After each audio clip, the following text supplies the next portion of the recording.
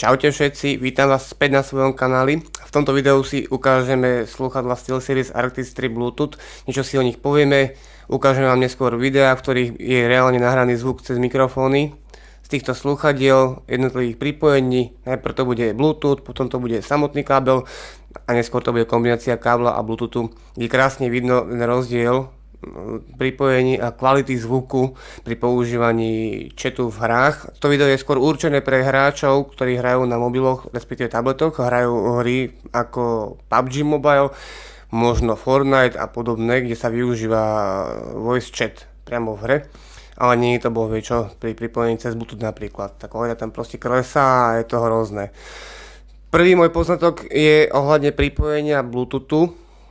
Jedna vec je to, že napríklad ja som ich nevedel spárovať na prvý pokus, úplne tie sluchadlá zblbli, ale neskôr som sa dočítal o tom, že je pod náušnikom schované tlačidlo resetu. Je to pod náušnikom, kde sú ovládacie prvky a mikrofón. Také malé tlačítko, dierka respektíve vnútri je tlačítko resetovacie, treba niečím tenkým, nejakou ihlou, špárátkom alebo niečím na 10 sekúnd podržať.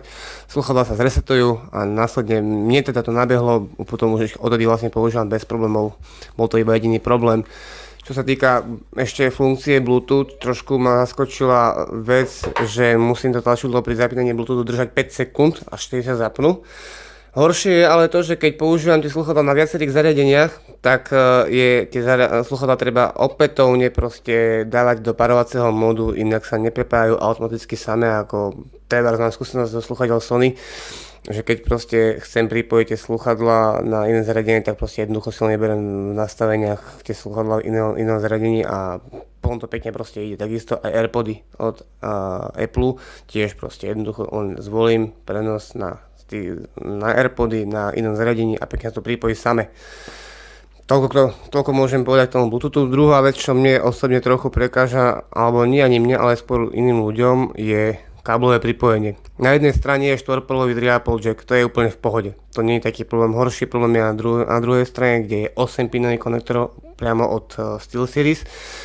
A v prípade, ak by sa ten kábel zlomil, pretrhol, poškodil, tak je treba kúpiť tento originálny kábel. A nie je to možné nahradiť hociakou vlastnou alternatívou, kde na oboch stranách sú proste 3,5 mm jacky.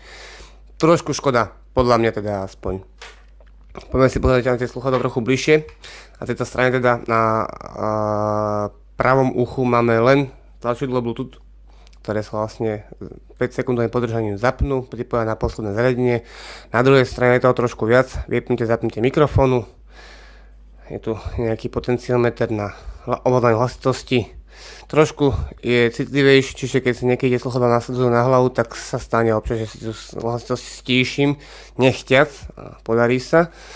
Je tu potom teda ten 8-pinový vstup, je tu potom výstup pre šerovanie na druhé sluchadla, nabíjací port a samotný mikrofón. Jeho výhodou je hlavne vyťahovací, čiže sú to hráčske sluchadlá, ktoré sa dajú použiť aj na mobilných zariadeniach a tabletoch.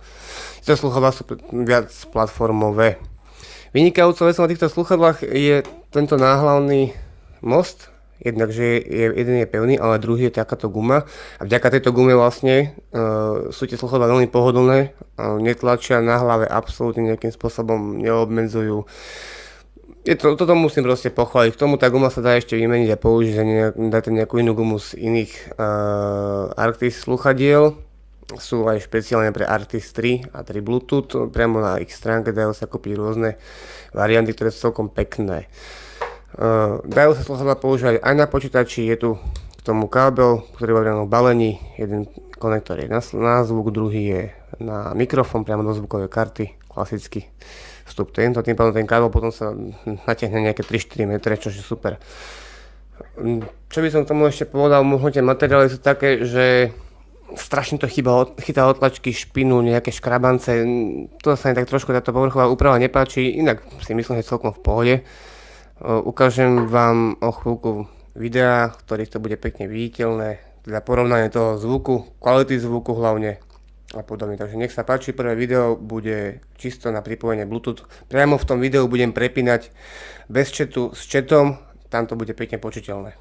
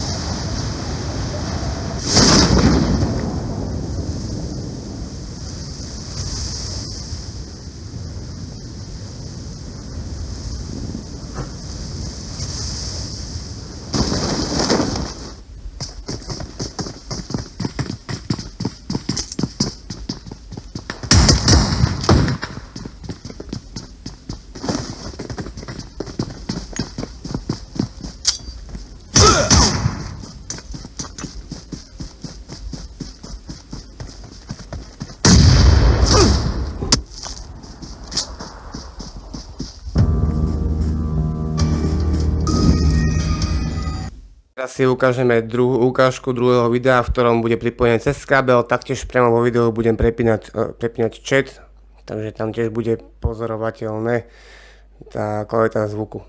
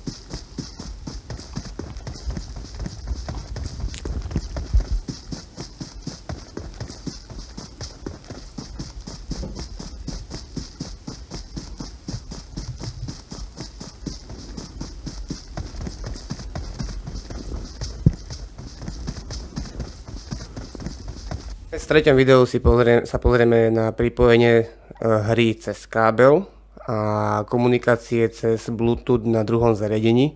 Bude to cez Discord, oni tam niečo budú rozprávať, celý čas bude zapnutý aj zvuk z komunikácie cez Discord, aj zvuk z hry, tým pádom tam bude jasne počuteľné, ako tá kvalita tej hry ostane na tej, ako keby ste hrali bez chatu kvázi, a do pozadia nám bude fíčať teda zvuk z Discordu. Nech sa páči, môžete si to vypočuť sami. Teď je.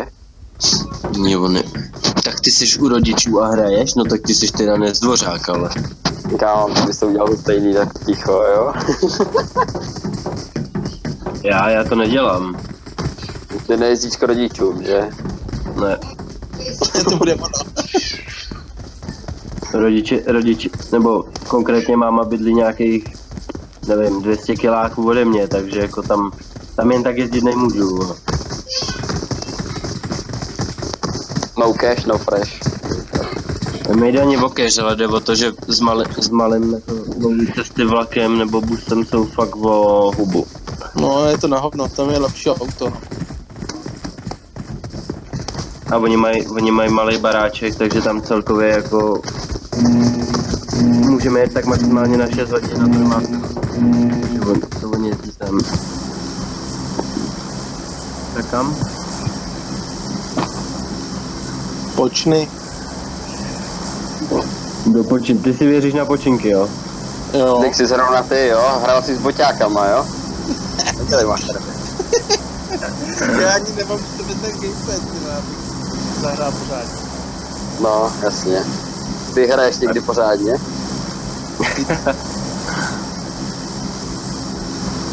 Jo, jinak byste od 8 by prý s náma zahrál zabiják pár her. V pohodě, já dneska nestreamuju, takže. To je krásné. Takže do počinek, jo? Tak sázky na to, kdo umře jako první? Nixík? Já myslím, že já. Myslím, že jsi mal kdyby typnul kebab. Jaký kebab? Sázím svoji pejsevku, že umřu jako první. To se teda moc nepředvedeš. To ne, no.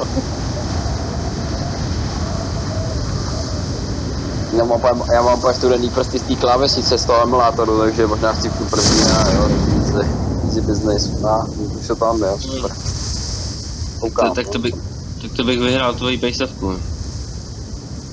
Tak já od kdy mám pejsovku, kámo, WTF, to ani nevím.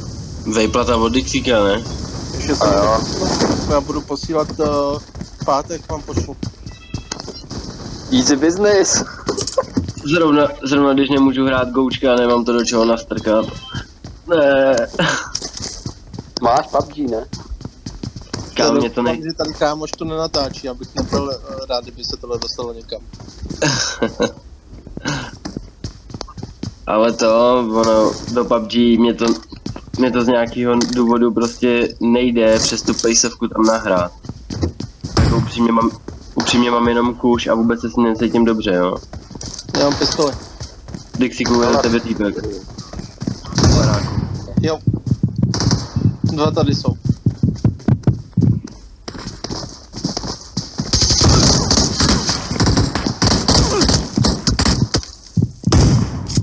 To je super, já mám jenom kůž, jo.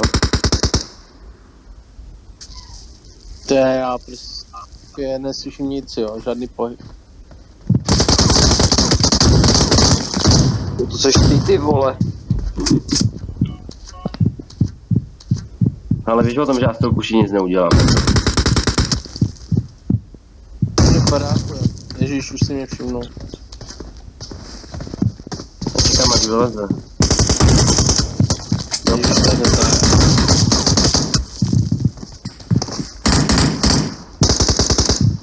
Kurva, vodka, kebabe. Přijel před tebou. Říkám ti celou dobu, Buzny. já ti říkám celou dobu, že já mám jenom kůž.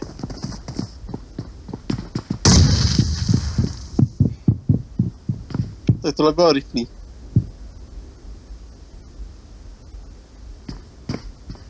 To je buzera.